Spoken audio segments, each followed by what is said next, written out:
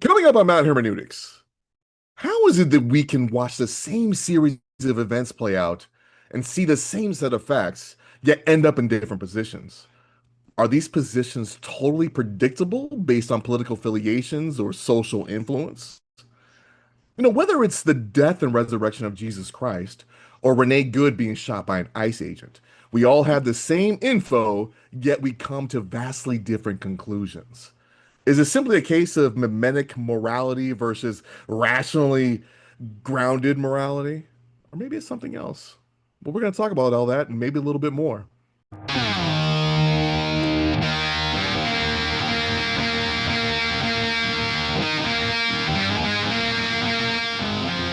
You're listening to Mount Hermeneutics, where three Marines give their perspective on God, faith, and spirituality with a heavy lean on the divine council worldview.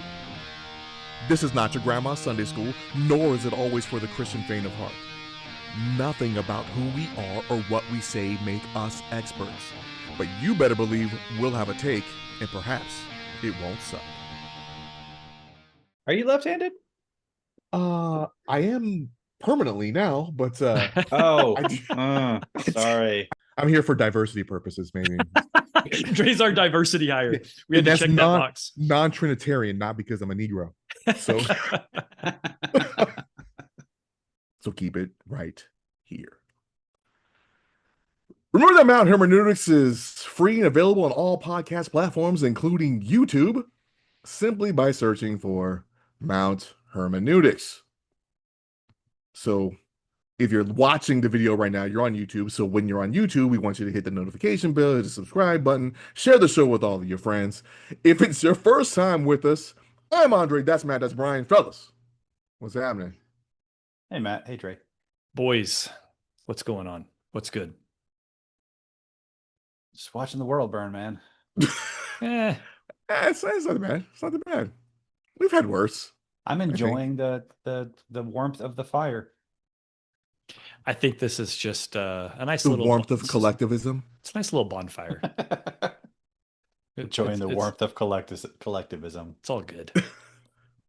Yeah, it's still good. Yeah.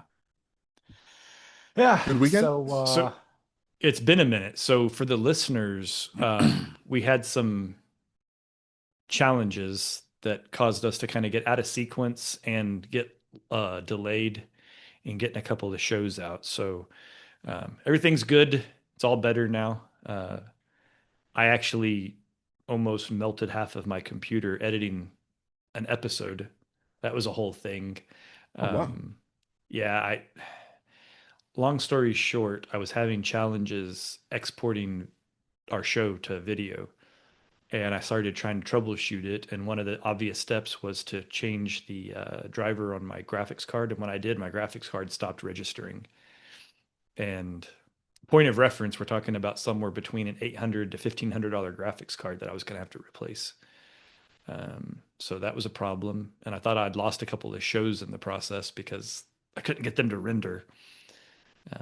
I eventually worked it all out. I had to go to an old graphics card to edit one show, and it took like 9 hours to render it. And I was like, well, this isn't going to work. But anyway, I got it sorted out. I managed to get I forced a reboot, a refresh of the driver, and it's all good now. So nice. But now I've got to record in OBS to try to offset this problem in the future. So I'm dual recording tonight. So I've got a lot of technical shenanigans ahead of me. Speaking of, did you guys happen to take a look at the lightning round graphic that I made? Either of you see it? You never look at the show post-production, do you? No, I meant to. These freaking clowns. You people see what I put up with? I don't watch the show. I'm in it. I'm in the show. I appreciate it's for everyone else to watch. Yeah. Mm-hmm. I'm not here to entertain me. Mm-hmm. Or maybe I am. I'm like a vampire, like seeing a mirror when it comes to the show. Like I just run away shrieking. Yeah, because I can't bear the sight of myself in video. Yeah. So all right. So I after the intro, I'm gonna be honest, I don't have anything else to say. I think that was the extent of what considering the intro was a question. It at I'm least like, needs to wait, be answered. wait, no, maybe I'll get your juices flowing You could with say rapid it's fire. the former, and Yeah, then it's we the could be See, done, or yeah. the latter, and then we could be done. But you got to at least Solved it. say Cool. something. Yeah. All right. So is there a lightning round? Did we Let's do do? lightning round. Let's do it. yeah, All we're right. live round. Let's do it. Lightning round. Love me some Oh, lightning round. my dog wants to get loud. That's crazy. Okay. Lightning round. So, first question. Is mimetic morality always wrong or just unreliable? Nothing can be always wrong. I would say that merely mimetic morality is wrong. I don't think you can ever like truly like be completely devoid of mimesis in your morality. Um, but if it's only that, you're probably wrong. You're I Okay. can't move on without saying I hate mimesis to pieces. Very well. Number two, are emotions a problem in moral reasoning or can they be trained into virtues? That's an incredibly deep lightning round question. That's an essay question, man. Right? All right. That's Question number three. Do you think humans can ever avoid herd thinking or is No, it basically unavoidable? I think it's unavoidable. yes, we can and we must. Well, is spiritual formation more important than apologetics and changing worldview? Yes. It's a false dichotomy. No, it's Very not. well. If someone reaches a different conclusion from the same facts, how can you tell if it's irrationally or just, like a different axiom? Ask that question Um, again. Irrationality. So if someone reaches the same conclusion from the same set of facts, how can you tell if it's irrationality or different axioms? um, You can't without I- projecting intent. you'd have to have a conversation with them, but generally speaking, if you can automatically know their position on an issue by knowing their position on a completely unrelated issue that is also common to their tribe, it's irrational. Like if, for instance, It, if you if we come you back to it. We come back to it. You give if all the for instances you want. no, it's Lightning really quick. round! All That's right, not all nothing's right. really quick with you. Is the biggest issue lack of information, lack of reasoning skills, or is it a moral slash spiritual rebellion? The last one. Okay. D. Do you believe non-Christians can genuinely know moral truth? Yeah. Okay. If Christians all claim the same God, why do they still disagree so sharply on moral issues? Um, because they are conditioned into different traditions, and then they only use the Bible as a post hoc justification for it. Yeah. Can imitation ever be good? Like imitation of Christ? Or is it always a worldview weakness? Um, yes. I mean, we're talking about Mises here, and then we're supposed to imitate Christ. Yet, anyway, is political predictability proof of irrationality, or can it be rational? It can be irrational by luck. Okay, Hmm. Yeah. I mean, you can blindly back into the right answer and you I'm got there for the wrong I'm reasons, but you can I'm have not the correct laughing. answer. I'm not laughing at your answer. I'm laughing at the lightning round itself. yeah, we. How completely scattered and incoherent it must sound to the listener. But I but did not do a I very good job with these questions. no, It's I not don't think lightning at that's all. I don't think that's a reflection of you. I think it's a reflection of I mean to be fair to you guys and the listeners, that like I kind of pitched this idea and it's a sort of it's kind of an abstract Right. concept, but I think it will come into resolution as we go. I frankly I didn't think you guys would go for it. I thought we would be If someone reasons carefully and lands on conclusions you strongly dislike, do you still affirm their rationale? Um, well, I would first examine why I dislike it. Is it me responding emotionally, or is my reason justified? I think I mean, it's more. one of I, us is wrong. That's well, for yeah, sure. two people can't ever be right about a topic, but you can appreciate and reaffirm or affirm someone's attempt to come to a conclusion Which without is confirming the rationale, right? conclusion Yeah, itself. right. Yeah, Okay. yeah. All right, and that concludes lightning round. For any of you who are first thinking, hey, what's mimetic morality, and what would be wrong with that? Brian, what's mimetic It's mimesis? hard. That is a mouthful. It is Yeah, it's tough there's to too say. many M's. There's too many M's. Too many M's. Can't have that many M's. Before I answer that, I Uh-huh. do want to Yeah, say, two M's is um, the limit. It's the well, limit. when I brought in the merely mimetic morality, that's when I brought, Morality, yeah. yeah. That's like But Uber alliteration. yeah, but I think Dre deserves a round of applause for his lightning round questions. Hey! Pretty just at home on your own. I'm Yeah, not going to do it now, yeah. but yeah, those are you do a good job with that, and they're you know I don't think I could come up with that before a show, and so appreciate that. But mimetic conditioning, it there's a philosopher named Rene Girard, um, who came up with this idea of mimetic desire. And basically the premise is that like most of what we desire, we don't come to it independently or autonomously. We do it by imitation. Like we see somebody else with a nice car, we want to buy that car. Um, and we might think that we don't like you know we as individuals don't operate that way. Maybe everybody else does, but not me. The whole advertising and PR industry makes trillions of dollars a year on the premise that they can get you to buy things by showing beautiful people on TV having a good time with the thing they want you to buy. And it works. The advertising industry would not be the behemoth that it is if this kind of mind control did not work.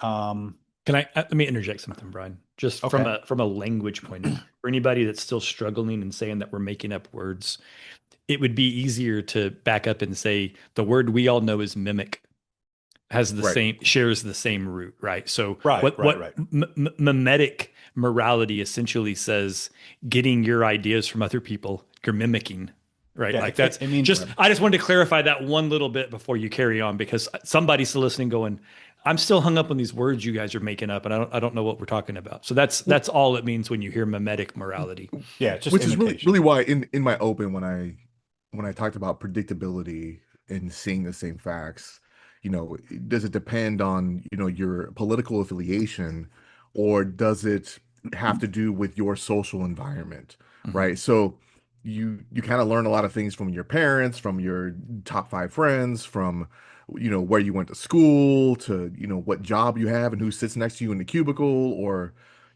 or and is that where morality comes from? And I think Brian, you're going to explain Right. the difference. Yeah, we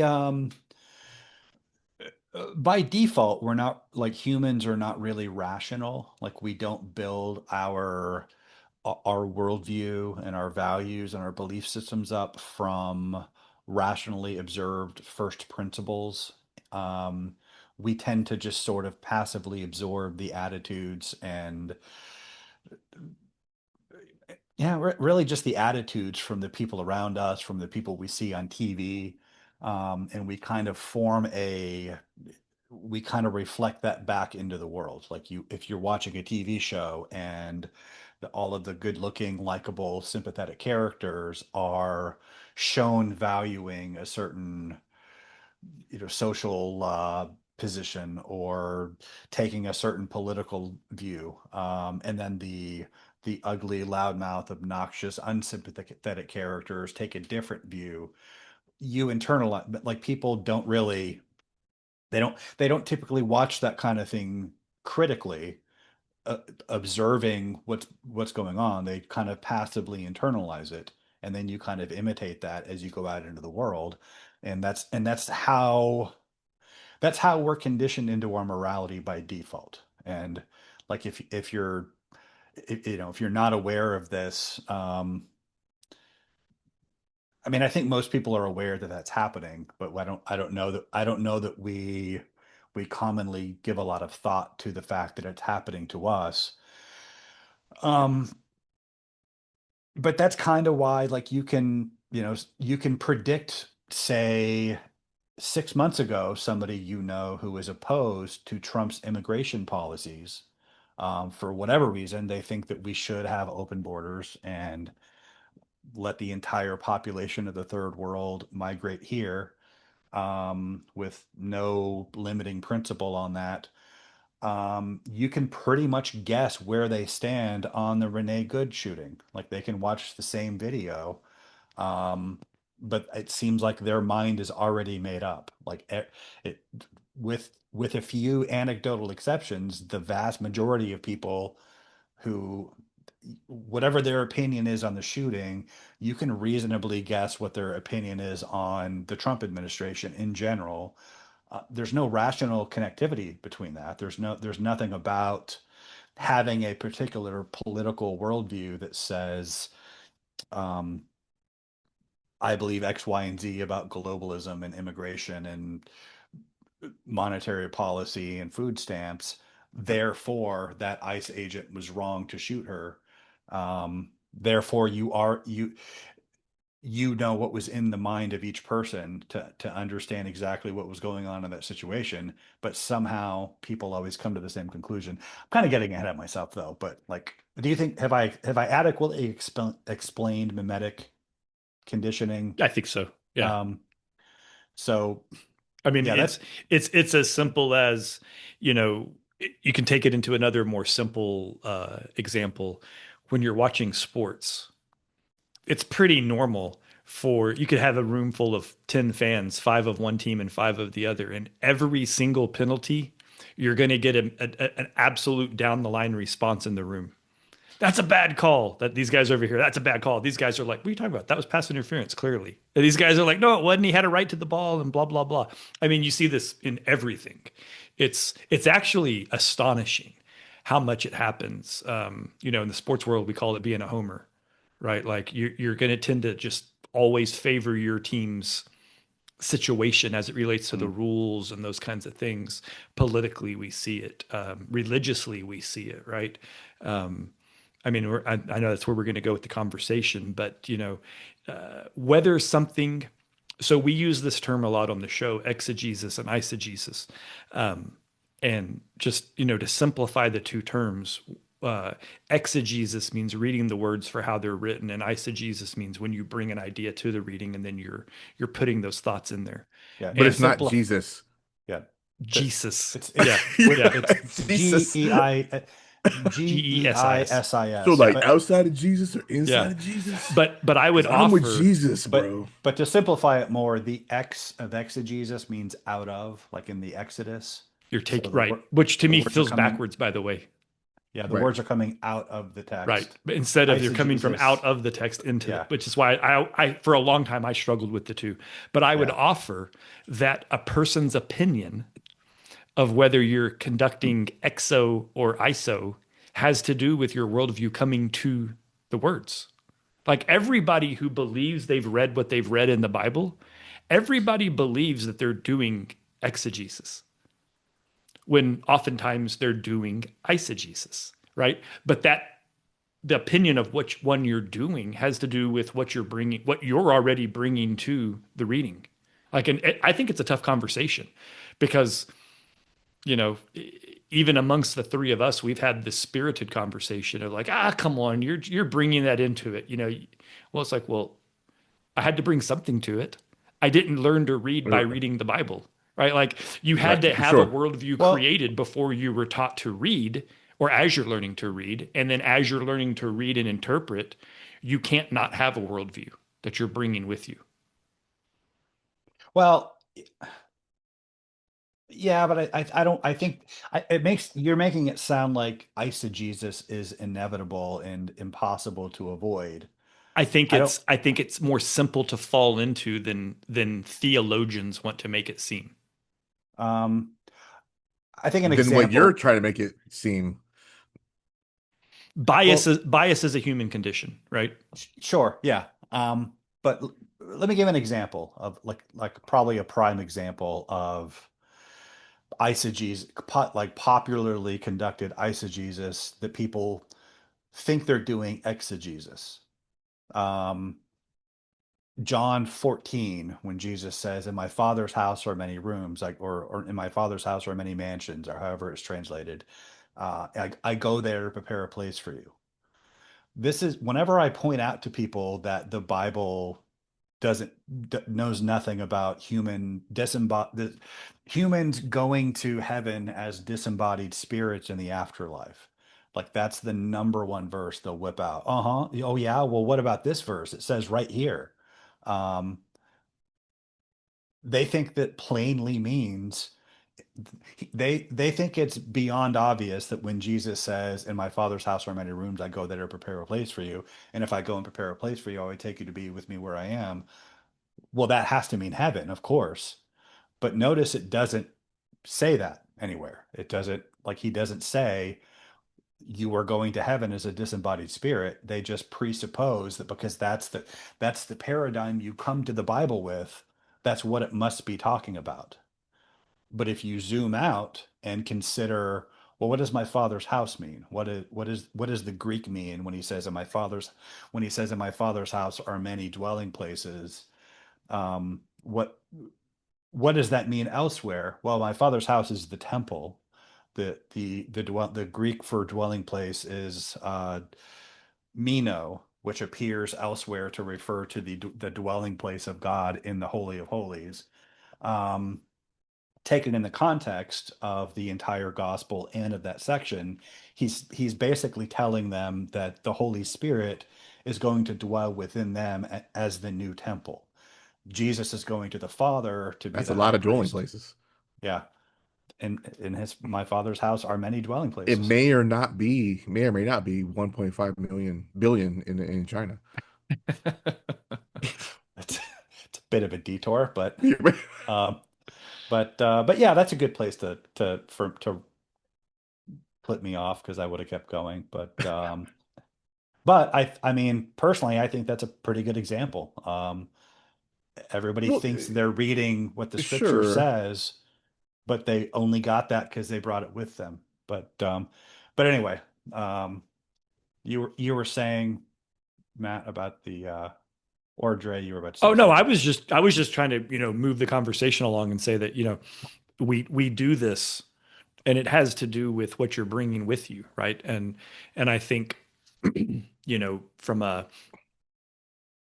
big picture politics, sports, religious, everything that we do, we bring a bias with us, right? Or even family arguments, Mhm. or getting a fight in a bar, and trying to get everyone in the bar to tell the story to the cop that came and saw it, right? Like, or to solve it. Mhm. uh, Yeah. I mean, I think there's probably something to be that with, the subtle differences in the synoptic gospels, right? Where they're retelling stories and there's subtle differences in how they retold the story because they're not four robots that told the exact same story. Um, it's it's just part of the human brain. Well, I mean, I think that's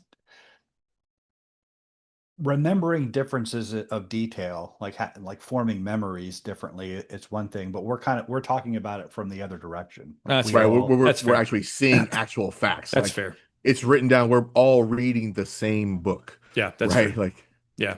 Or another a really good example is ask any person in America to read the Second Amendment and then interpret it, right? And you're going to get two very distinctly different interpretations. at least two. But did yeah, everyone have a guaranteed canon, Matthew? Did everyone have a canon? they could, Right? I couldn't afford a cannon, so the right? reason why I don't have an F-16 is I can't afford one. Right. And I If I like, could, If I ever won the Powerball, not everybody, I wouldn't tell everybody, but there would be signs. Maybe so. Like, why is Matthew building a runway in his backyard? Why does he commute in a Blackhawk? Hey, don't worry about what I do.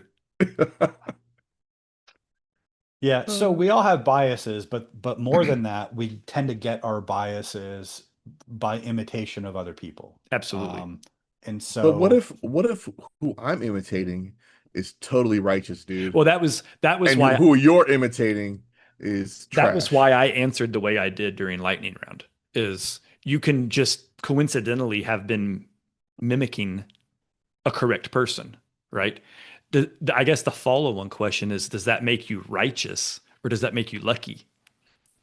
Like, well, but the more fundamental question is, what is your standard of righteous? Where did you get that? no, that's not fundamental to the question if you're talking about a binary situation. Like I know where you're going and we can get into that, but like hold the thought because we don't want to go into the morality argument, right? The argument for morality while we're talking about this to start with. Well, but when you ask the question is, if what if you imitate someone who's righteous? Mhm. Well, I mean, within this context, you need, you know, do you even know what righteous means if everyone you're imitating is if your definition of righteousness is just what you're imitating from the people around you, what is Well, it grounded when, in? when Dre said righteous, he didn't mean spiritually righteous. He meant absolutely correct. So Yes. that I mean Yeah, that's why I'm saying that's the word righteous doesn't only exist in the spiritual context, right? Like it's okay. used Then in English. what do you mean by that then? Well, it depends on the situation. I mean, how many police shows have you watched when there's an officer involved shooting and they deem the shooting to be righteous? It clearly wasn't ordained by God. God Well, went and pulled the trigger. Jesus, take the wheel. Yeah. I mean, I don't know what we're talking about right now. I mean, I think a righteous shooting, I mean, you're using it, you're speaking of that in a narrow, like, local legal sense, but that narrow local legal sense, I would imagine they have that standard because it's a pretty general, like if the cop unjustly and immorally shot someone, like if he shot him because he witnessed the cop taking a bribe, or if the cop was just overly aggressive. I mean, those would be unrighteous by any standard. Um, so I don't know what we're talking about here, but So I mean, anyway, I'll what is truth, right? So you have like a Christian worldview, the truth comes from revelation or reason or plus creation with scripture as the highest authority, right? Is that pretty fair? well, uh, I think you have to. I mean, I kind of want Matt to finish his point before we Okay, get yeah. into that, but I didn't anyway. I No, didn't have a it just direct point. I was answering Dre's question. yeah, Okay. I feel like you were going with okay, so where does that righteousness come from? Hmm. Where Yeah. does the The, morality the come from? question Where does it was right? the question we were revisiting was, can a person mimic another person and be Right. righteous? Can their decision or their position be righteous if it's solely based on mimicry? And my stance is yes, because the outcome is correct. Now the why is a totally different issue. But if we're talking about should you do A or B, and if A is bad and B is good, and I look over and I watch what Dre does and Dre does B, so I just do B, and I happen to do the right thing and didn't do the wrong thing, I'm correct. I'm not wrong. Okay. But if you were to ask me to explain why I did it, and I invented some story about, well, see, bald people, they have better decision making because of the lack of follicles that draw against the brain power, and I made up some stupid reason, then you're Because of the like, angels. that's the point that I'm making is you can be right, but not know why you were right. That Sure. doesn't Yeah. mean you All should right. ever be decision maker. right? Because you're just going to go off of, well, we've always done it this way. And I think that's actually circularly where that conversation comes from. When somebody goes, why are you doing this? Well, we've always done it that way. What that means is you've just simply followed, you've mimicked, you've Yeah, created, you've allowed mimicry to be why you do what you do, and you have no reason or understanding It's kind as of to like that why. that monkey experiment, right? Where they put the bananas above the tree or whatever, and they squirt them with Yep. water, and then they switch them out, and then by the time nobody was ever squirted with water, or even Right. witnessed it, they still don't go up there Right. because that's the way they've always done it. Right.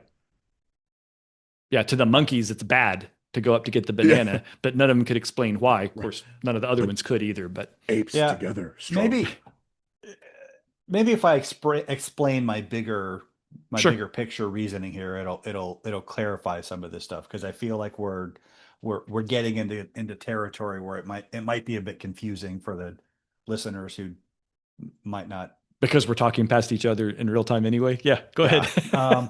So like the reason that the observation that I was making today with the whole Renee Good thing, um, it- the yeah, mimetic conditioning for morality, it's our default setting. Um, the Bible frames the problem of the human condition to be that we like our in our sinful nature we're reduced to our animal natures. We're enslaved to our instincts and appetites. Our instincts and appetites aren't necessarily bad. Like our the social bonds that we feel, the family ties, those aren't bad in themselves. Um, but animals have that. Um, I was telling you guys about an argument I was having with somebody about infant baptism, and he shared a meme about with a of a Unrelated to mimetic. um well, it is kind of related to this. No, I just meant the root of the word. Sorry. Oh, meme, Sorry. right. Continue.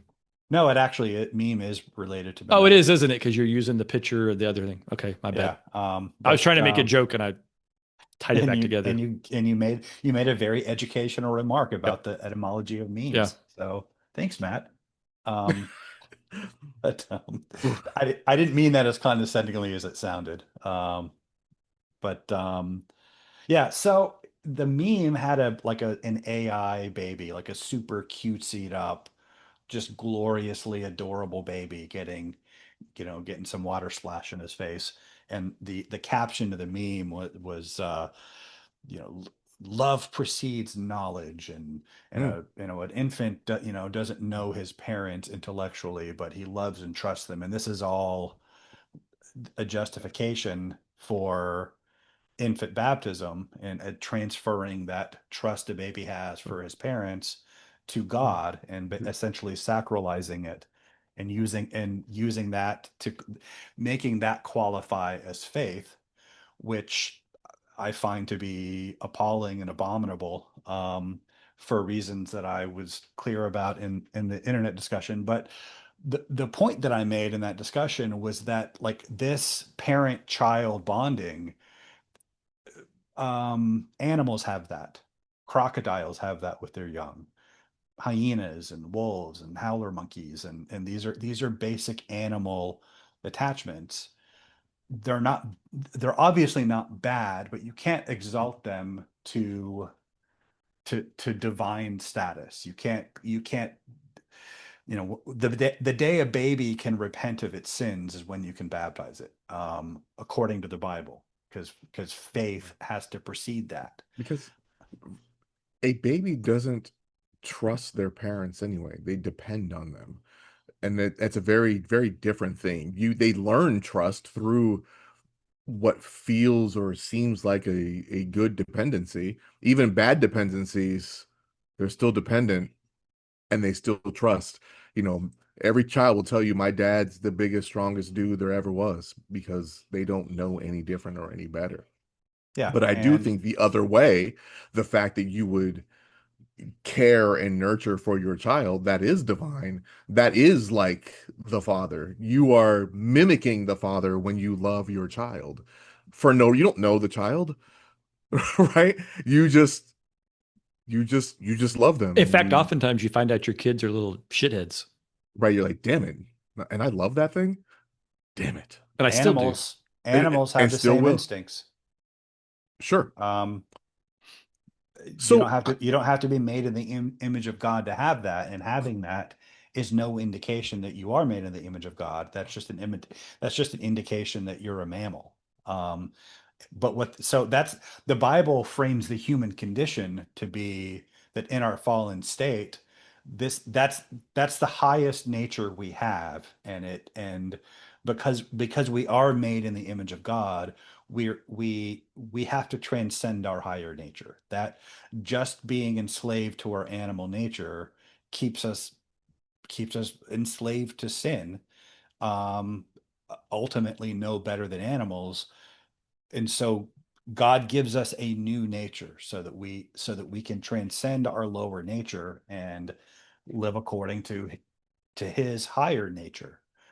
Um, that transcendence definitionally means transcending the conditioning and the attachments. Not It doesn't mean we turn against our parents or completely abandon mimesis, but our worldview and morality has to be rooted in something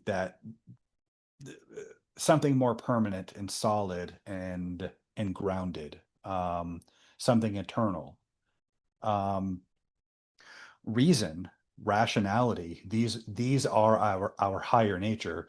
We have aspects of that as our in our fallen state, but in our fallen state we're still enslaved to our appetites, and we put our appetites and our emotions above our rationality. And our living by the spirit, though, means mastering our appetites and transcending our animal nature, which means it at the start of the process, it means rooting our worldview in reason and first principles and building it up rationally. um, to put it succinctly, there's more to it than that, but it is at least that. And so the church is supposed to be it's discipleship is entail I mean it the whole point of discipleship is to mentor us in participation in the divine nature, as in Second Peter he wrote, he's given us everything needed for life and godliness, so that we can, through his great and precious promises, so that through them we may participate in the divine nature and escape the corruption of the world caused by appetites. Therefore, make every effort to add to your faith these qualities of the consistent with the divine nature. So that's what we're supposed to be doing as Christians, and that's the church's job to mentor us in that. So we should have a morality grounded in reason that isn't so that we're not tossed back and forth by the waves and winds of influence of culture, as Paul describes in Ephesians 4. And so that's how it's supposed to be. Um,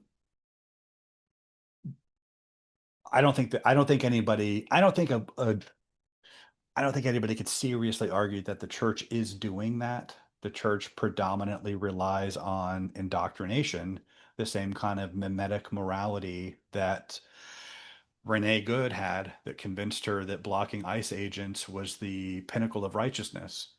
Um, and because we don't do that, I think a lot of conservatives look at the same set of facts and also come to some bad conclusions. It's just that our conclusions aren't as wildly bad as theirs.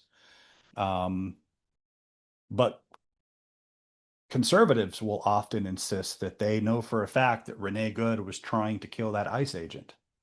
Um, they can't possibly know that. The evidence doesn't support that, but that's the conclusion they get to because it's mimetic. But so I don't want to finish the whole conversation here, but does that kind of explain better Yeah, no, I where get I'm it. coming from? I get it. I mean, broad strokes, it makes sense, right? I think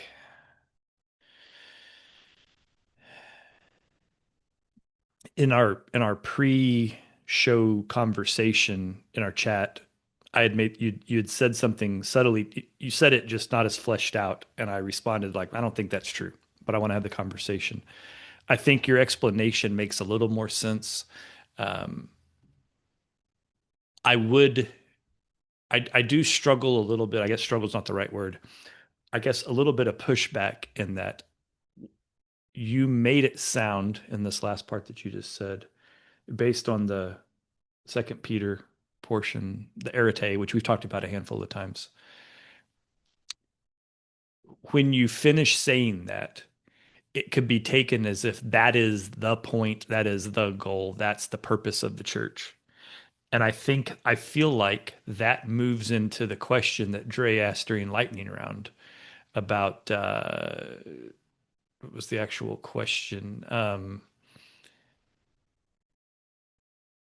Is spiritual formation more important than apologetics and changing worldview?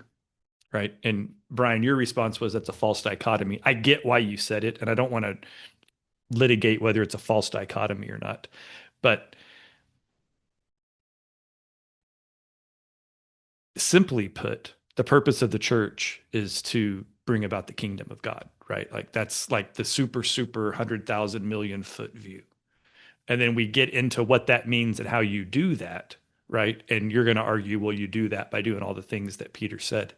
Yeah. But that leaves me at least with a takeaway that logical reasoning and moral discussions and kind of big brain philosophy is as important as spreading the word of God, or as important as um, bringing saving souls. And you're gonna, and I think I want to lead the conversation a little bit. I think you're going to say, well, that's how you do that, is by having these conversations. I don't even need to be here for this. So, but my my final thought is I feel like there's more nuance to it than that, right? Like it's I'm not doing a good job in trying to explain why I don't like the way you presented it. I think I agree with you broadly, but it Yeah. feels like as we drop down finally, it, it, I think that it comes across, and it came across in our chat, as if it's an either or, that's and kind of it what I'm getting and at. it's not. It's yes and. That's I think that's the problem I'm having Because with it. what happens, because so you don't accidentally stumble into morality by mimicking somebody righteous, you put those things to the test, right? Yeah. You're like, okay. And to maybe flesh out what I said before and add to what you're saying, I I think that like the whole mimetic conditioning indoctrination way of obtaining morality and beliefs, leftists don't have a monopoly on that. We do that. Conservatives do it just as much. I'm absolutely, that's the default on both sides. Conservatives, though, have the benefit of having been emotionally and mimetically conditioned into a generally correct set of beliefs, and so we don't have to do the same gymnastics and commit the same intellectual crimes that they do to maintain our worldview. It just kind of now, not to say we don't do that at all. We absolutely, definitely do.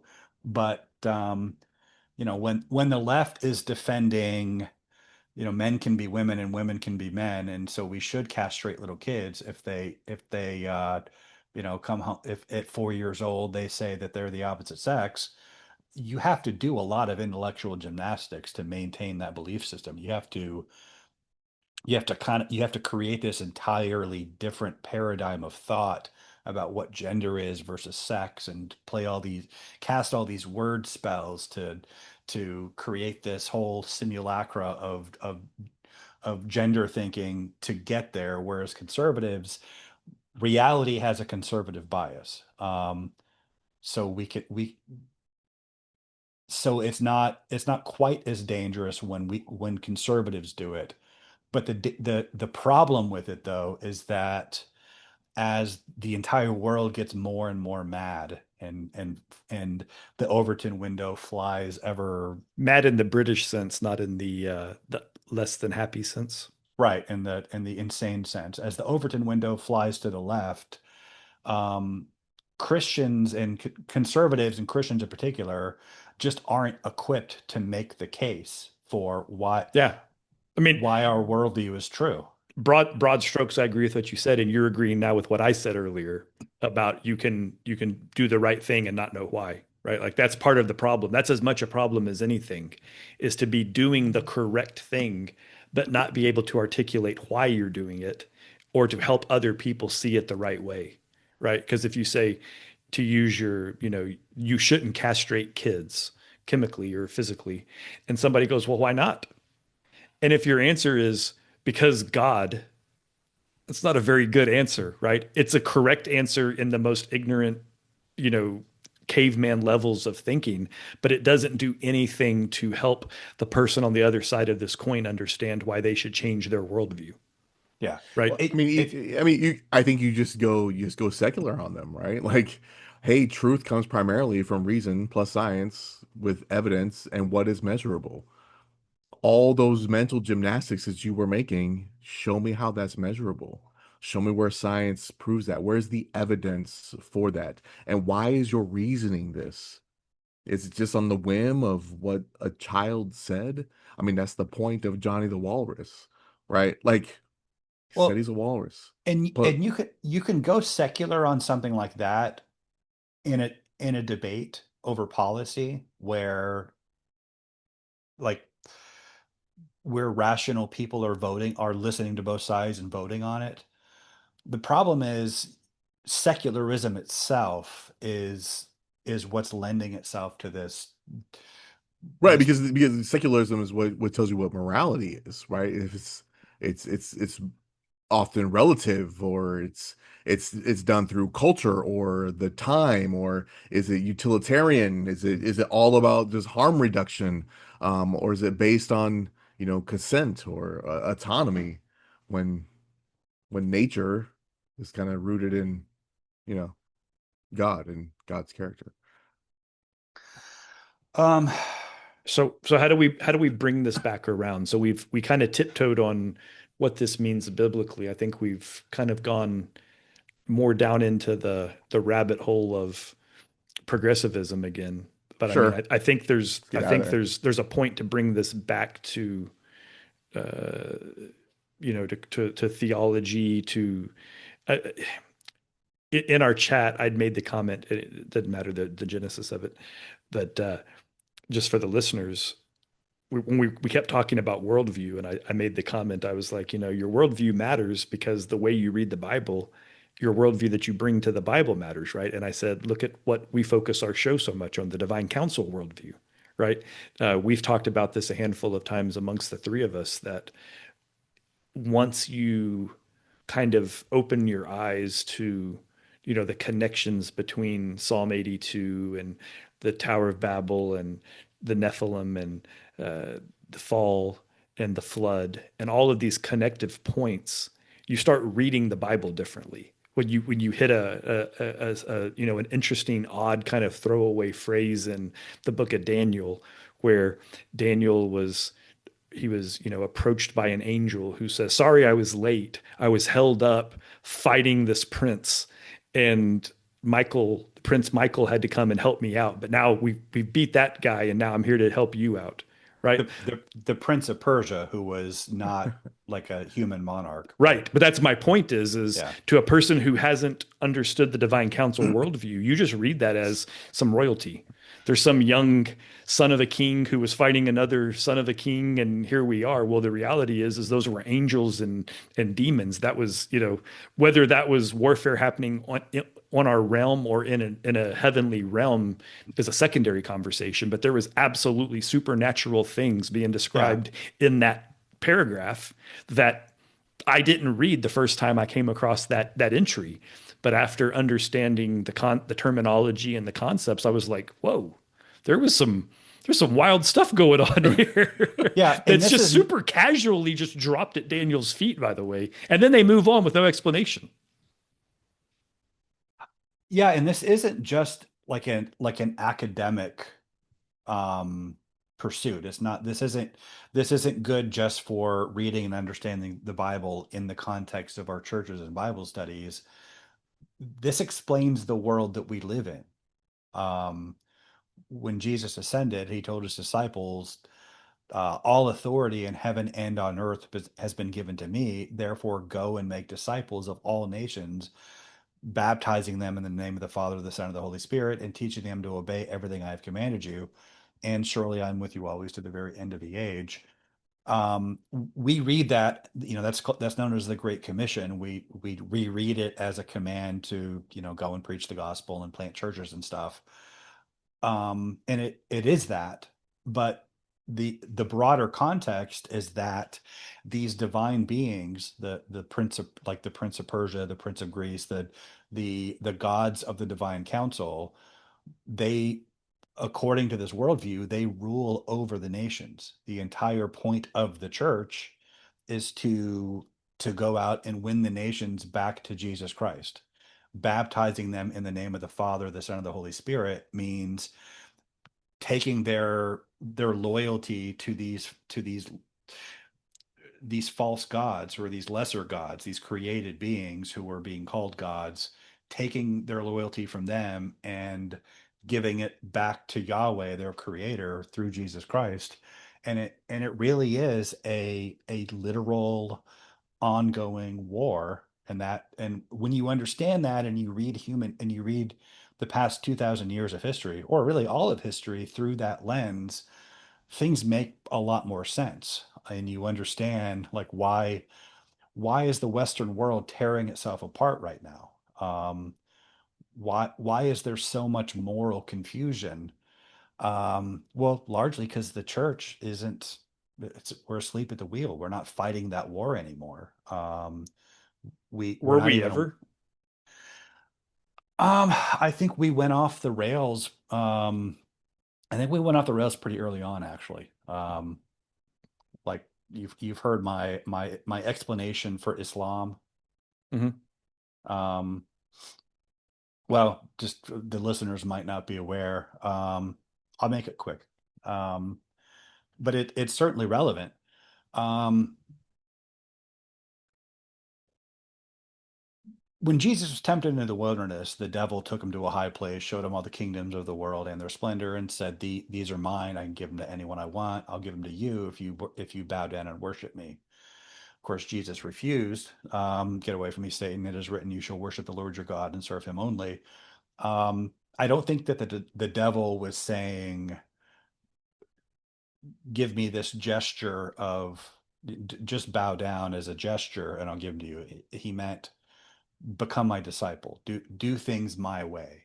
Um, Pick up the sword, become a Jewish Caesar, overthrow the Roman Empire, set up a Jewish empire in its place with yourself as God King, and you'll win you'll conquer the entire world.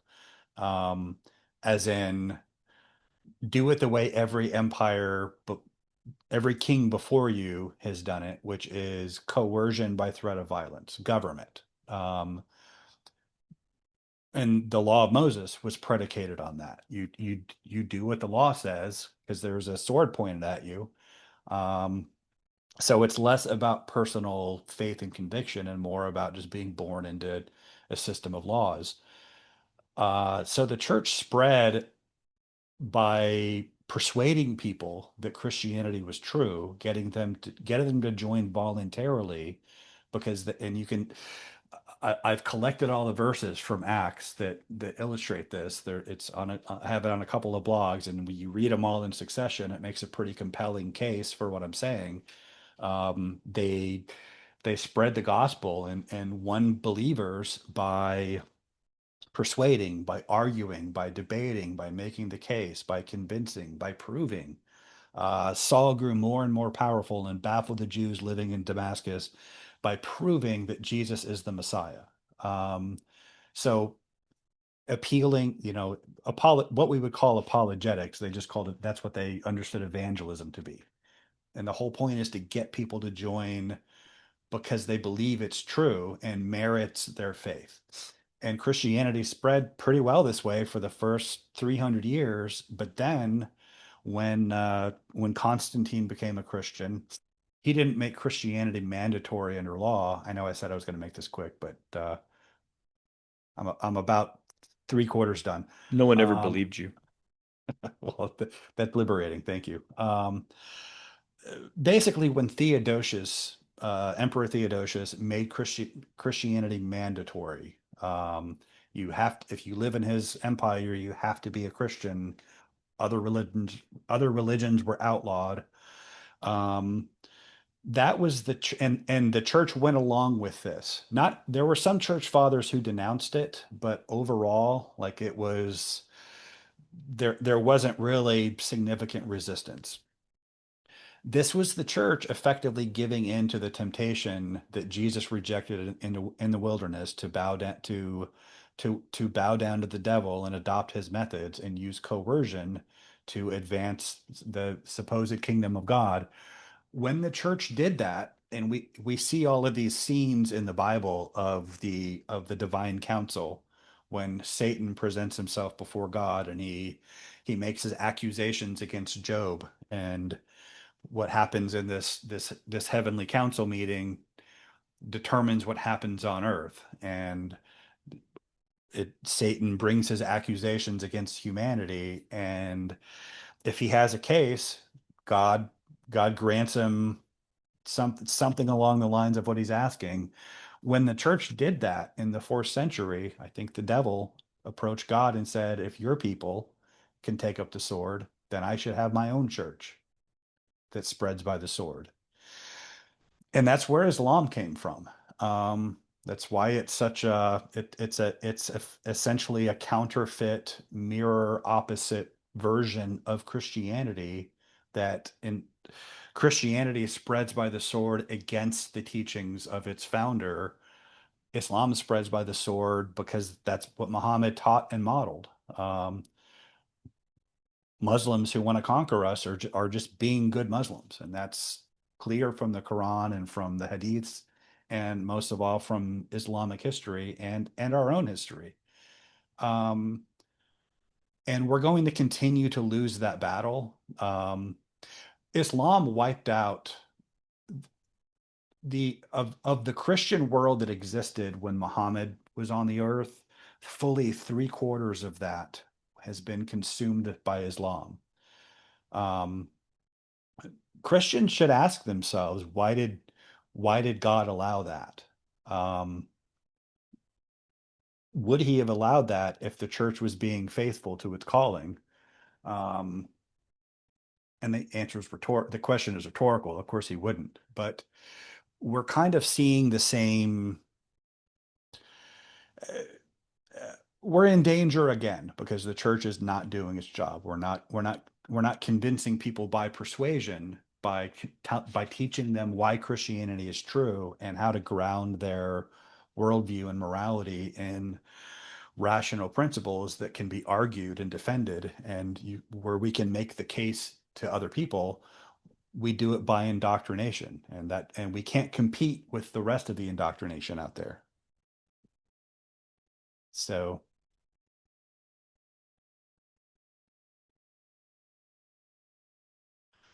that was a little longer monologue than I expected. I apologize, but This is my shocked face. yeah, well, that's why I get the big bucks. Dre, what are you thinking? I'm trying to think where to go with that. Like, I solved everything. Sorry.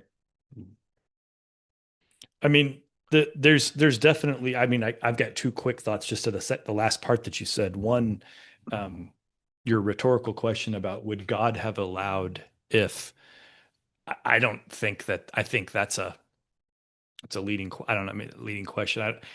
it Well, it's a wouldn't be an rhetorical to issue. say that Well, he no, would have.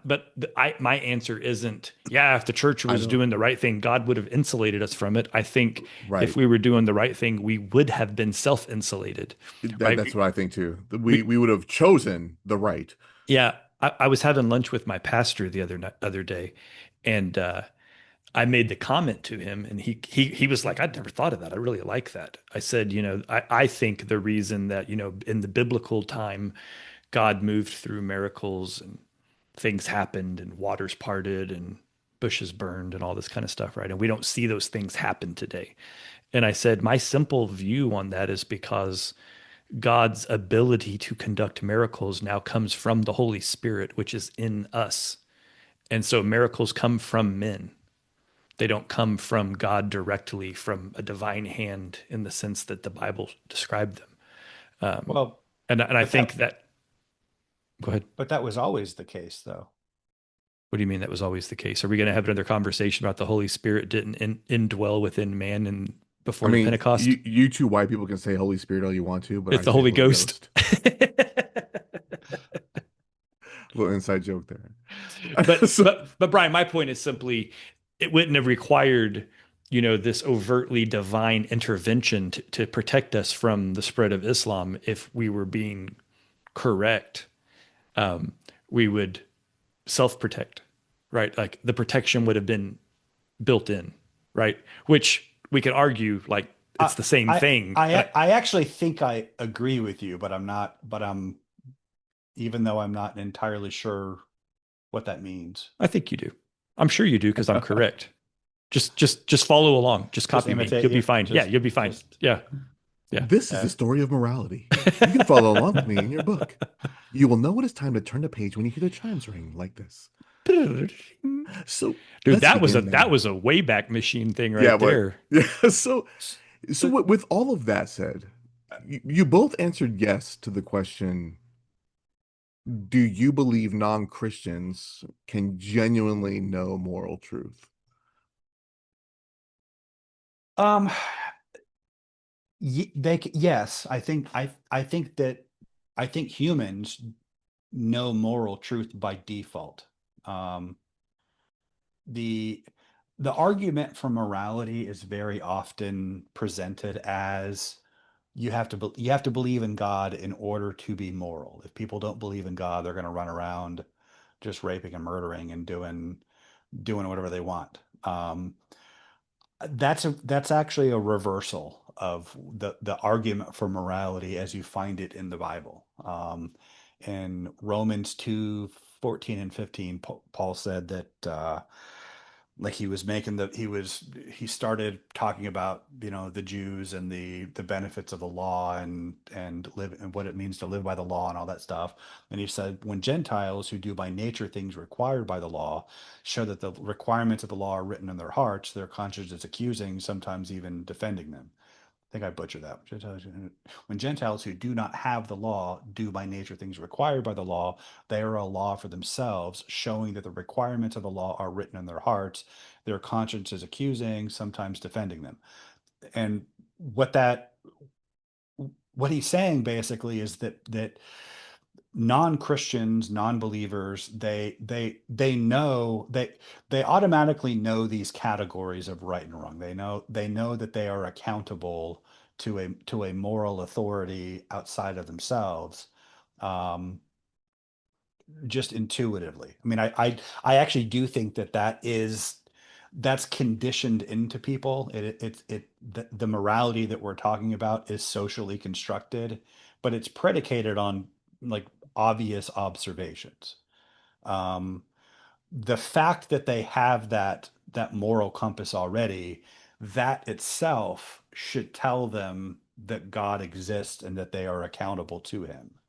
Because if for morality to for morality to justify its own ontology, its own internal claims and properties, there must be that authority who is greater than man, greater than society. Otherwise, we'd have no way of saying this, we'd have no idea of moral progress. Um, Calling an improvement to abolish slavery and segregation. to say that the Nazis were wrong relative to us. There has to be a standard above all of us, or we're just talking about preferences. And a lot of unbelievers will say, well, yeah, it is just preferences. They can't live that way though. Morality itself unravels into absurdity when you insist that it's only socially constructed preference. Um, Again, like if you leave it at mimesis, if it's only mimetic morality without something transcendent to frame it or ground it, then morality is absurd. So, I think we had examples. I had to look it up real quick because I couldn't remember his name.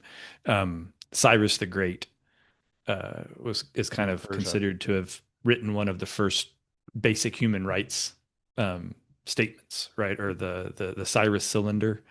Um, there was a lot of human rights type things in that, right? Which is some early moral principles.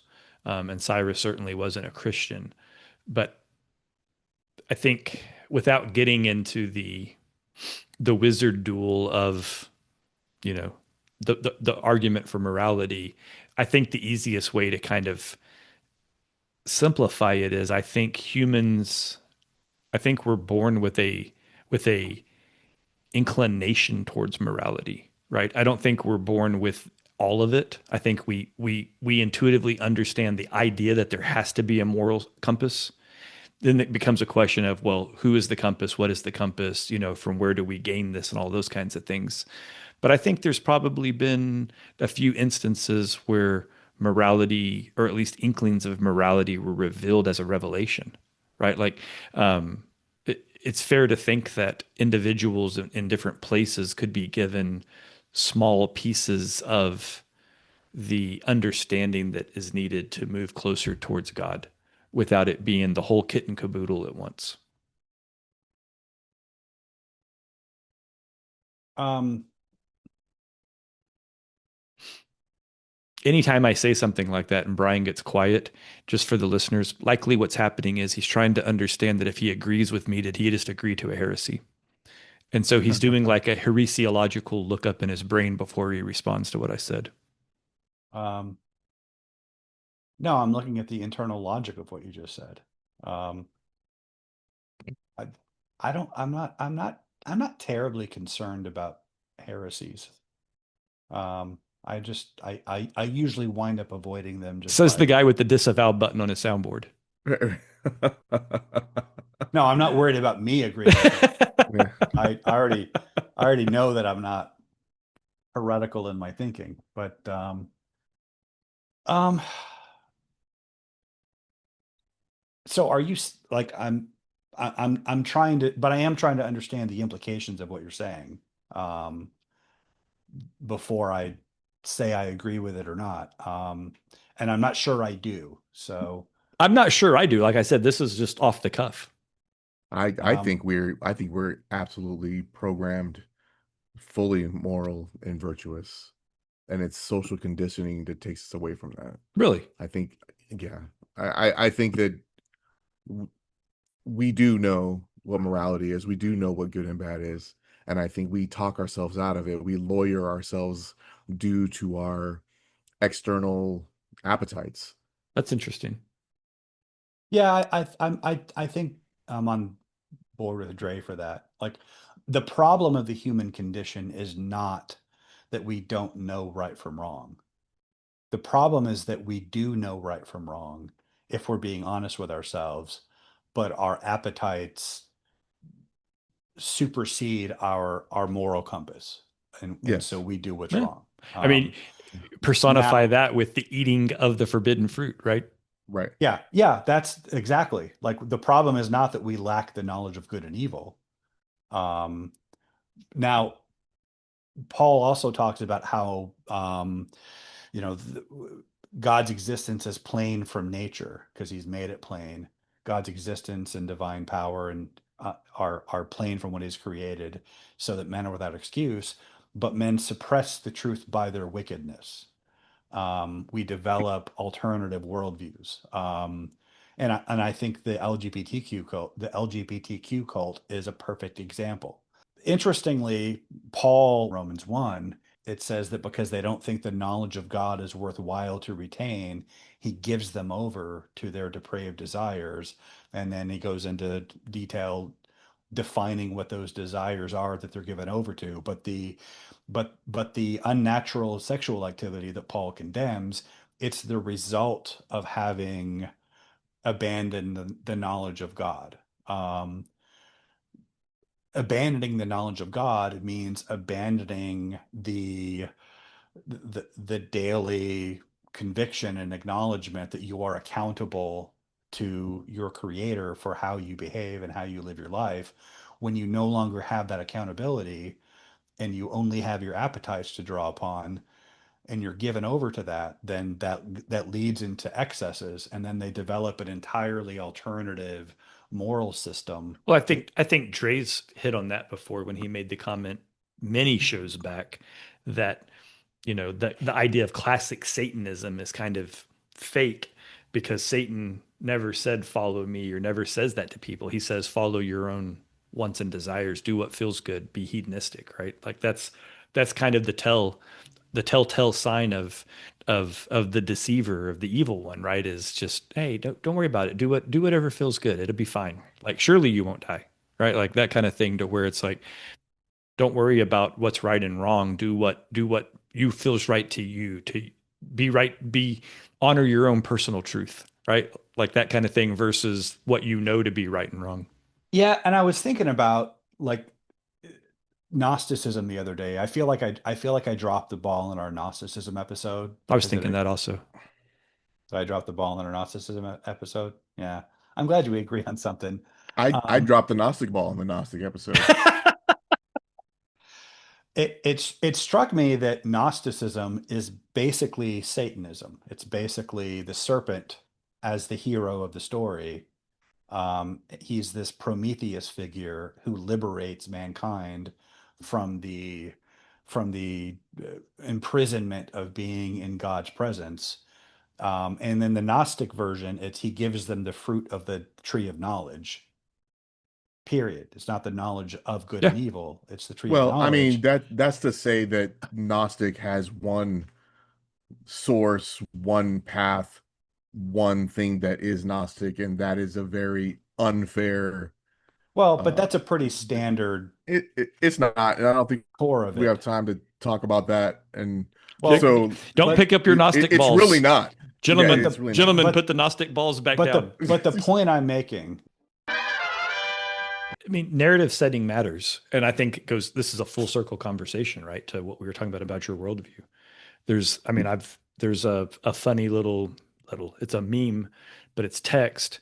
And it's basically talking about how, there was this, um, I can't even remember how they set the conversation up, but basically Luke Skywalker was radicalized by these fringe Yeah. religious fanatics, right? And cause him to go on a terrorist mission to destroy a governmental piece of equipment, right? Like it's basically the Star Wars story, but from an inside out point of view that makes it sound like Luke was a psychopath, and was not even, in control of his own mind, and had been, he was a CIA plant and all these kinds of things, right? And when you read it that way, you're like, huh, or Thanos was right, or all of these other things that you mean you can do this. Daniel LaRusso was the bad guy in Karate Kid.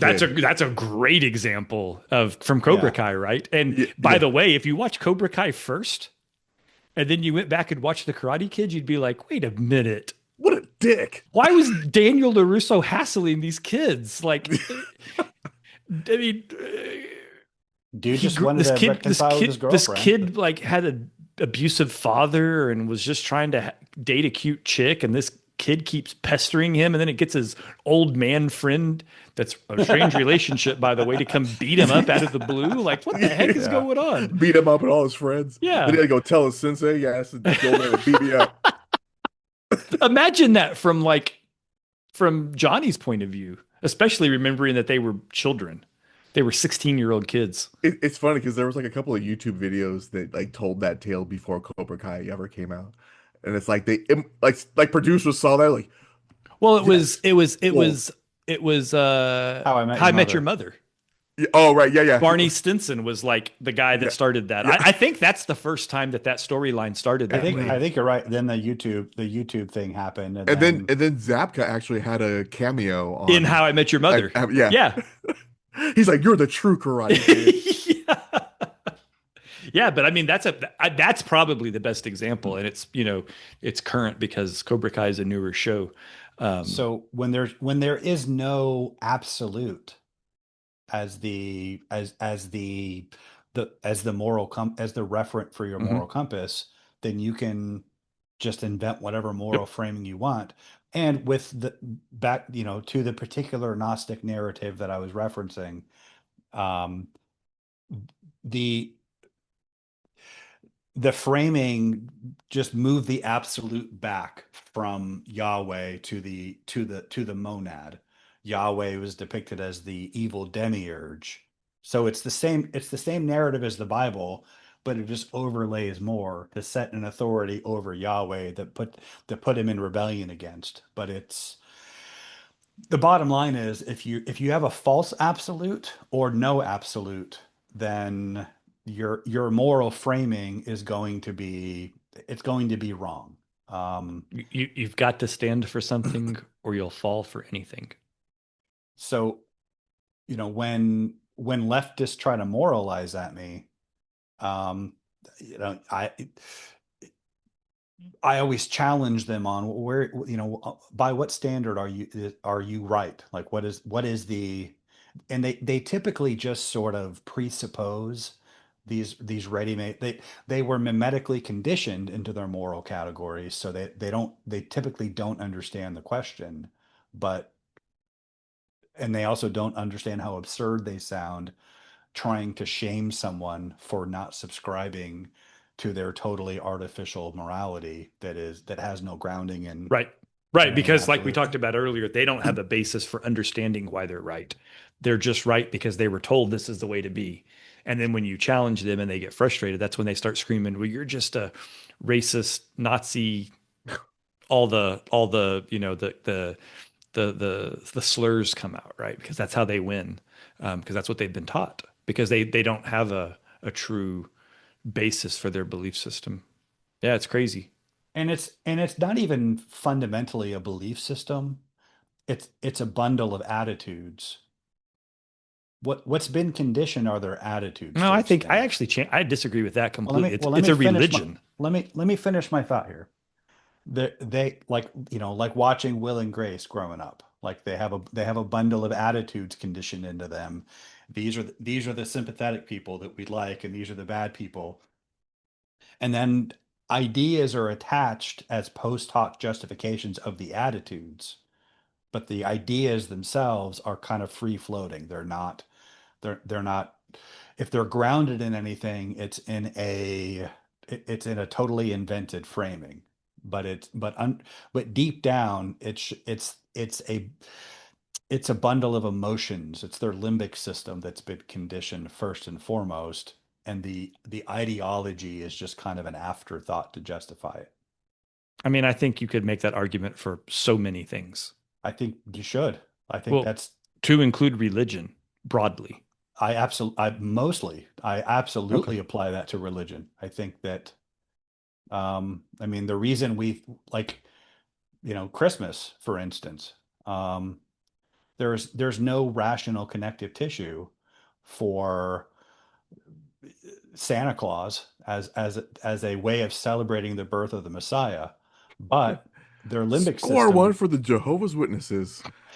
but their but our I get speaking from experience, my limbic system, my emotions were conditioned in early childhood to associate, images of Santa with his elves and the reindeer and Score one for the Christmas lights. Coca-Cola Corporation. Yeah, Right. I that came with a bunch of happy feelings, and I was told, oh yes, because Jesus was born this day. No explanation was There, offered there, there for actually is a connective tissue. Saint Nicholas in the fourth century. Yeah, Saint Nicholas, and then that gets laid over the top of the Magi, the three wise men Um, that came to see the Christ child and brought gifts. I mean, right. that's the connective tissue. It's just really bad Well, but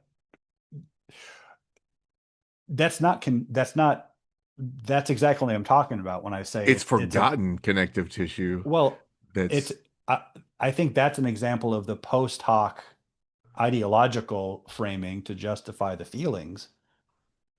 Why that particular saint? Why not Saint Athanasius? because he was the patron saint of children. Um, Because I, he I bet I because bet there were he some. bought a child out of sexual slavery. Um, is he the only saint associated with children or He's the buying only children? patron saint of children. I've never considered the question before, but I'll bet I could find another Another patron patron saint of saint children. of children. And there's so many, there's hundreds of saints that you could choose from to decide we're going to make that one the Christmas one. Well, why not pick the one that threw hands over heresy? That's as good a reason as any, I Right, guess. but I mean, but he was a patron saint of children. Like that's the connective. I mean, but why not? But why not pick one? So even let's say let's say there's 17 saints of children. Why not pick one? right. I'm saying that the choice was arbitrary. Um, I don't think it Well, was one, arbitrary. I don't think you need to pick a patron saint to associate with Christmas when you can just celebrate Jesus on Christmas. Um, First, you'll never get a disagreement out of me when it comes to yeah, that. But as far as the holiday, like it, I mean, we've had saints for a long time. Is Saint Nicholas the first patron saint of children? He's pretty early. doubt it. Um, So there's a patron saint well, of children before Nicholas. like I said, I don't know, but Saint Nicholas was 300 years after Jesus. There were lots of saints before him, Were there? and alongside him, there were lots of saints. I don't know. Chronologically, I mean, how many? Now I'm being serious. Like, how many saints do you think there were before Nicholas? Uh, well, I mean, the whole concept of a saint is it that fraught with difficulty in answering that question because it sort of every in the first century every single Christian was by definition a saint, but then the concept got narrowed down probably, and that probably happened long after Nicholas. So all of the saints are kind of retroactive, but Nicholas was 300 years after Jesus. Right. A lot of Christians in between then, and a lot of Christians since then. And I'm just saying that any saint could have just been picked at random to be the Christmas guy. If they were picking Um, them at random, that's why I'm saying I don't think he was at random. well, Like but the they said who stands out as being a champion for children, and they How go long that has Christmas Nicholas guy. existed? um, that's also a fraught question. But anyway, I don't care about settling whether like how whether it was a my contention, and the I'll leave my case to the jury, but my closing statement is that that is an example of our emotions being conditioned for Yeah, something, sure. and We all then agree with that part of your statement. and then having You just went too far with You stop picking on making shit Nicholas. up. Like Don't go after Nicholas. I'm not defending okay, Santa Claus. I'm defending Nicholas. yeah, but Santa Claus is Santa really Claus not. sucks.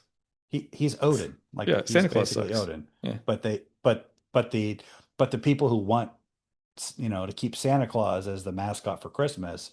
Oh no, he's Christian. It's That's why I've cool said for a because long of time the Hispanic culture's got it right with Three Kings Day.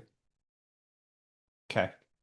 Um, It's like December, it's like January 20th or something, or January 5th, and you get gifts. You leave boots outside and you put hay in them to feed the camels of the three wise men that are coming to see baby Jesus. And hmm. if you were good, the camels eat the hay and leave you presents, and if not, they shit in your boots. I love consequences. Like Like I like that's Three Kings Day. I like high stakes. Well, then you would be a bigger fan of Krampus. Hey, A This demon comes out of the mountains and beats you with a stick. high stakes. As I tell my kids, don't suck. Right. Don't suck, or Krampus will murder you on Christmas Eve. Hey, that's a good, Uh, that's a And better since I love tradition. you, I really don't want you murdered. So please yeah. don't suck. So anyway, in order to transcend mimetic morality and be enlightened, apologetics. Use apologetics. Apologetics are great. We need apologetics. Mm. It's not, it doesn't Or sound as to quote the wise man from an American movie classic, what is it exactly you do? from Office Space. Yeah. No, but I think that's probably the closing thought, right? Is it's not enough to do the right thing. Why are you doing the right thing? Like if you can't sit down and think about why do I think this? Why do I believe this? Why do I want to do this? Why do I not want to do that? That's really the point. That's kind of the point of the whole show was to have a deep understanding and a critical view as to why. Let me leave them with one more thought, and then I think I'll be done. Because I've been thinking about this a lot lately, and it's connected. In John 7, verse 27, I think, maybe 37. Anyway, it says Jesus stood up and said, let anyone who is thirsty come to me and drink. Anyone who believes in me, rivers of living water will spring up from within him. And John, the writer, narrates, by this he meant the Spirit, whom those who believed in him were later to receive. At that time, the Spirit had not been given because Jesus had not yet been glorified. So he says of believers that living water will flow from within us, that being the Holy Spirit. Like life is going to spread out from us, and the imagery he's using, it's evocative of the river from the Garden of Eden, which was a recurring motif, the cosmic mountain of the gods, where the river that nourishes the world flows out. He's saying that individual believers in him will be like that river from the Garden of Eden. The Spirit will come out from us, and we're going to spread divine life to others because we believe in him. Christianity is dying in the West right now. Um, either Jesus was, if Jesus was right, that should not be happening. Um, or, I mean, either Jesus was wrong or we're wrong. Um, so anyway, just I think And by we, he doesn't mean the three of us. He means the church. yeah, I'm talking We're about right. yeah.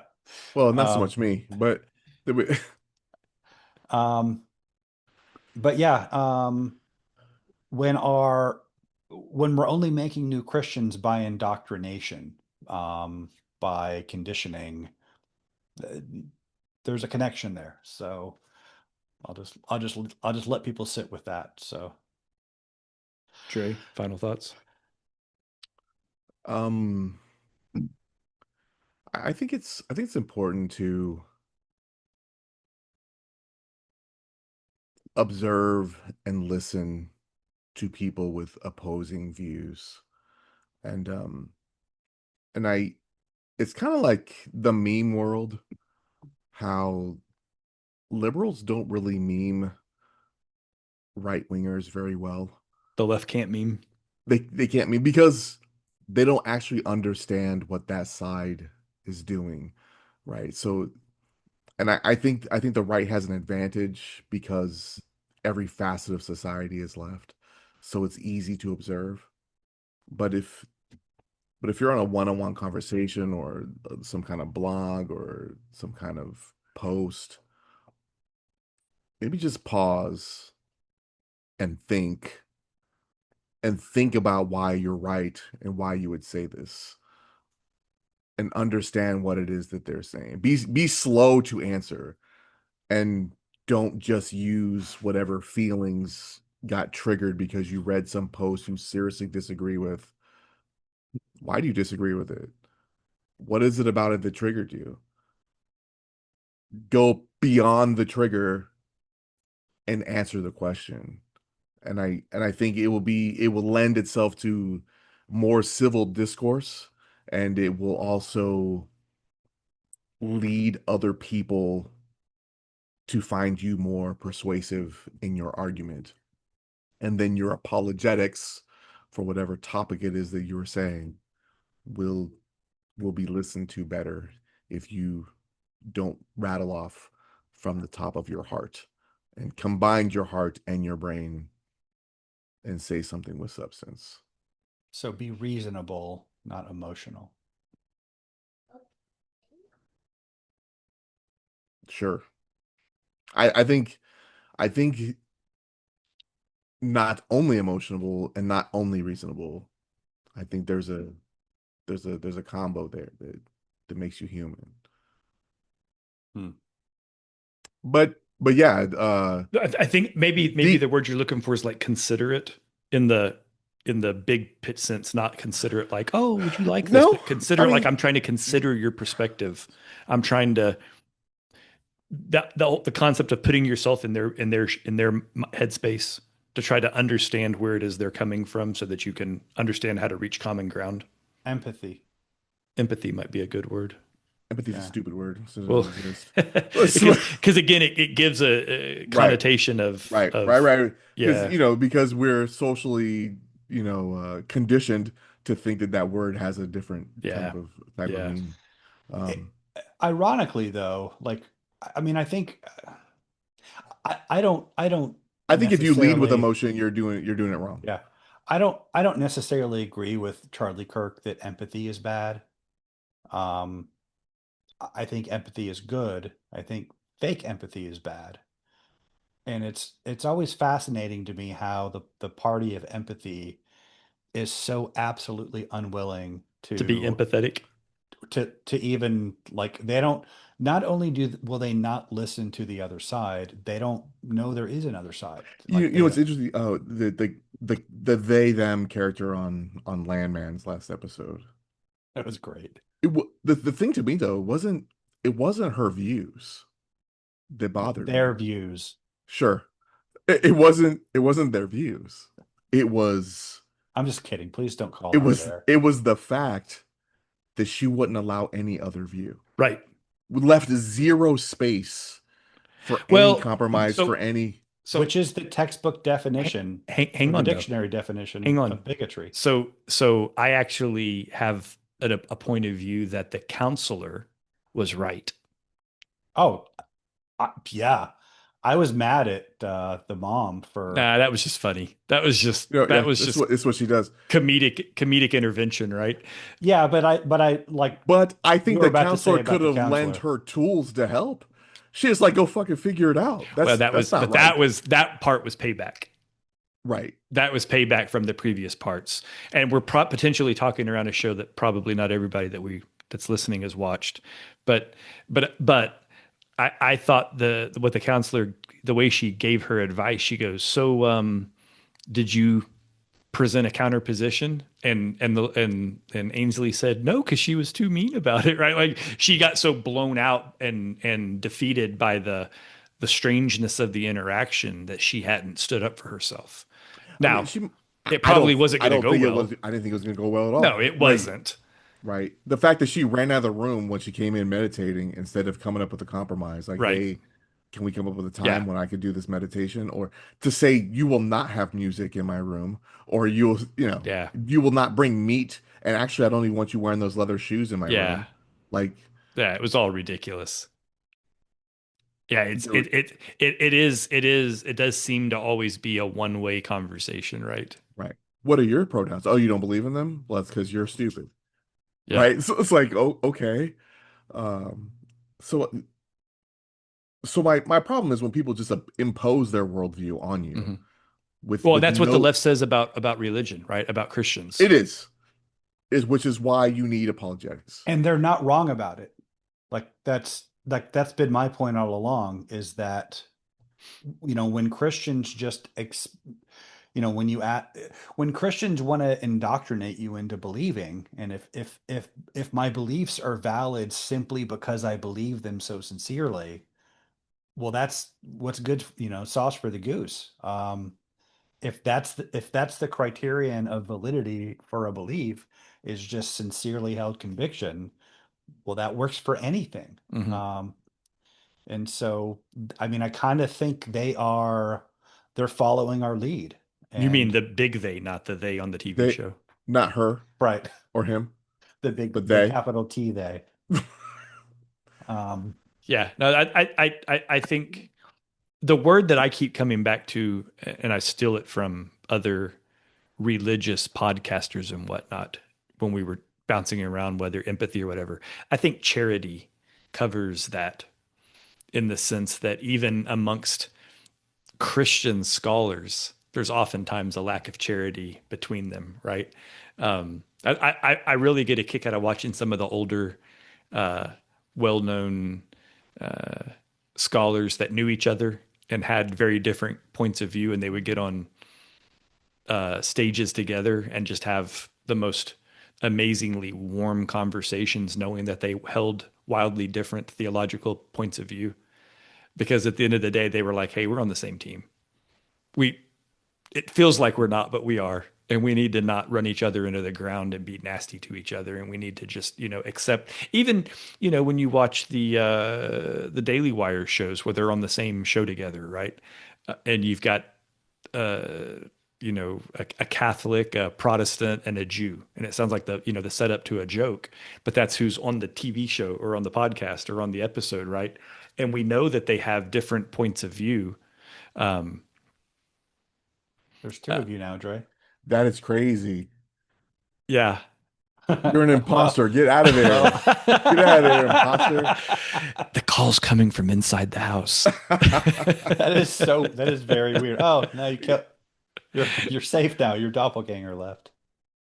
But So, anyway, but yeah, it strikes me that when you have these, solipsistic worldviews, solipsism is like where you don't consider any consciousness outside of yourself, but you get these self-contained worldviews that can't they're not grounded in anything objective and falsifiable. It's all just feelings. It's kind of like it's like a philosophical cultural Tower of Babel. We just yelling can't at each talk to each other, but other, we're not and listening. right. Yeah. Yeah, that's not a bad way to look at it. Yeah, so we should all do better in trying to understand, seek to be understood and to understand, right? Versus seek to be the loudest voice in the room. Well, and it's what however you deal with it, with your personality or your interpersonal relations, at least ground it in something objective, something that's communicable, something that people they don't have to take your word for it. The strength of your feelings is not relevant. Like it's something What was it, intelligible. Socrates that just flexed whenever he was trying to make his point? I don't know. It was either Socrates or Plato, I forget which one, but one of them was a renowned wrestler, and he was apparently pretty yoked. That was Socrates. Socrates, yeah, and he would, when he was trying to drive a point home, he would just flex. Um, Come at me, okay. bro. I didn't have exactly that in mind, yeah. So I'm all tapped out, and I Yeah, mean it this yeah. time. Dre, what do you think? I think I have no idea what you guys talked about for the last few minutes just because Because I you haven't had any tapped Wi-Fi. out. But all good. Go back and listen to Um, the show. yeah, that's what I'll do. That's what and I want to see myself twice. That'd be cool. That was weird. All right. So, all right, stay enlightened, curious, all that stuff. I was just teeing it up for you. Yeah, Sorry, yeah, I okay. didn't mean. So what we're gonna do now is we're gonna request that you But stay first, lightened, but first, stay lightened. Let the light skin. like and subscribe. Yeah, hit Follow. like. I mean, Click especially the if you've been around bell. this long. Hey, so real quick, I'm gonna take a second, listeners. Some of you, it's come to my attention, don't understand how internet algorithms work. And when you watch the show and you enjoy the show, but you don't click any buttons, you're not helping us. You're not helping the show. Clicking the like button matters. Leaving a comment or responding to a comment from a previous show matters. Engagement helps the show reach more people and helps us reach our ultimate goal of not having to have real jobs. Why aren't you That's helping us? Why do you hate us? why do you want us to have jobs? Like and subscribe, We don't want you to have jobs, but you don't have an awesome podcast. So you right? have to have a job. But we don't have to have a job. So Click the buttons, people. Leave some comments. no. Why don't you click? Just I click think it. I think we What? probably just lost subscribers with that. Oh I think people are like, screw these guys, I'm quitting. So, so with that, stay enlightened, stay curious. We will see you next week, and God bless.